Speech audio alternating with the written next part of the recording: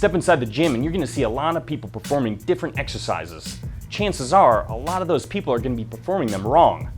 That's why we compiled a list of 7 exercises that have the most common form fails. And we're gonna be showing you what not to do when performing these exercises.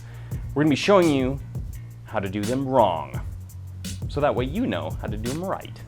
Number 1 on the list is gonna be the squat. Now there's a few issues you can run into when performing the squat. Number 1 is gonna be knees turning inward. When you're going down with that weight and you're pressing it back up, those knees are gonna slightly turn inward, and that's a bad thing. So what you wanna do is make sure you push those knees to the outside position as you're performing that full range of motion, and you're gonna feel a lot more stable when doing so.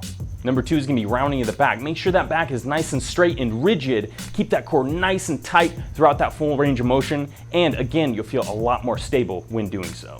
Also, it's gonna be coming up on the toes when performing the squat. And this is usually the case because you're not using your hips properly. So make sure you push those hips nice and far back like you're sitting down in a chair, and make sure those heels are anchored nice and firm in the floor. Exercise number 2 on the list is gonna be deadlifts. Now you'll run into some of the same problems on deadlifts as you do on squats. And this is a good example because number 1 is gonna be rounding of the back. What you wanna do is keep that back nice and rigid, keep that core nice and tight throughout that range of motion on the deadlifts. It's gonna be very important because doing deadlifts, like any other big exercise, you can possibly hurt your lower back, and that's what you don't want. Another one's gonna be letting your shoulders pull forward. You wanna keep that shoulders nice and tight and far back and contracted, and this is really gonna help with straightening the back too, so it's a good thing to remember. Also, it's gonna be chin too high. A lot of people, when they're deadlifting, they're pulling their chin up first, like someone has a hook in it and they're yanking them up, and that's what you don't want. You want a nice neutral chin, and that again is going to help with keeping a spine nice and straight and rigid. So make sure you remember those 3 and you'll be good.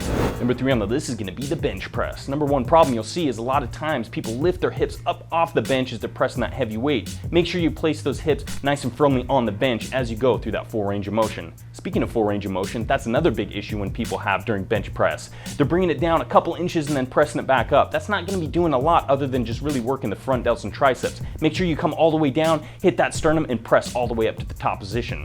Number 3 is going to be keep those scapulae retracted all the way back. Some people leave those shoulders loose, and you can get big time injury from that. So squeeze those shoulders back as you're performing the bench press. Pull-ups are coming in at number 4. This one, you'll see a lot of people getting some momentum in these. They're actually becoming quite popular in some circles of the fitness world, but you don't want to do that. If you really want to work the lats properly, you're going to have a nice slow pace, pull up all the way to the top position where your chin comes above the bar, and then slowly let it down to the bottom position. No momentum. Also, you'll see a lot of people make the mistake of just doing arm pull-ups. So they're not actually retracting the scapula back and depressing the shoulder blades, so that way you get that full contraction of the lats. They're really just working their arms through the range of motion. And that brings us to range of motion. A lot of people you'll see is not be able to bring their chin above the bar and get that full contraction of all the muscles at the top position and slowly let it down to the bottom position. Range of motion, it's an important thing. Number 5 on the list is gonna be curls. And for such a simple exercise and an isolation exercise, there's a lot of wrong things that can happen. And if you look around the gym, a lot of dudes will be doing it wrong as well. And some of the things you'll see is range of motion. They'll keep their elbows bent almost in a 90-degree angle and just use their shoulder to bring that weight up to the top position. So you wanna make sure you get the full flexion of the elbow joint, bring it all the way down to the bottom position, flex it, squeeze the biceps to the top position, and then let it down to the bottom position. And that's when you get the full benefit of this simple isolation exercise to build those guns. Another thing you'll see is momentum. You do not want momentum in any exercise, at least the ones that you're trying to isolate a muscle group.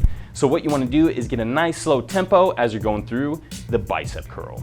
Coming in at number 6 is going to be the push-ups, a very common bodyweight exercise that pretty much anyone has performed or at least tried to perform in their time. But what you'll see a lot of times is people performing it wrong because their core is not strong enough to keep that plank position. So as they're performing the push-up, their hips are dipping down. It's putting a lot of pressure on that lower back. So make sure you tighten up that core and keep that nice rigid spine throughout the full range of motion.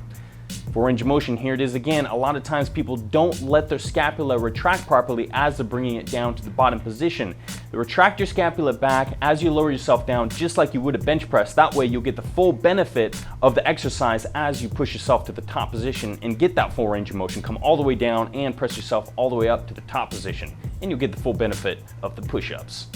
Number 7 is gonna be crunches. A lot of times you'll see people make the mistake by trying to keep their spine straight throughout this range of motion, and a lot of times that's what you do want to do in exercise, but in this one you want to make sure you flex the spine, and flexing the spine is keeping it from straight to flexed or bent, so that's going to really engage that core throughout the range of motion. Now the range of motion isn't really that big in the crunches, and you want to get a nice crunch and then let it down, but flexing the spine is really going to help engage it.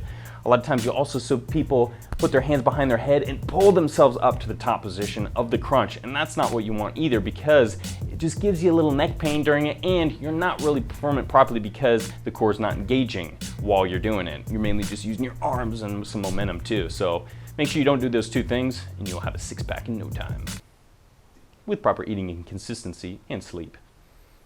And watching Buff Dudes videos.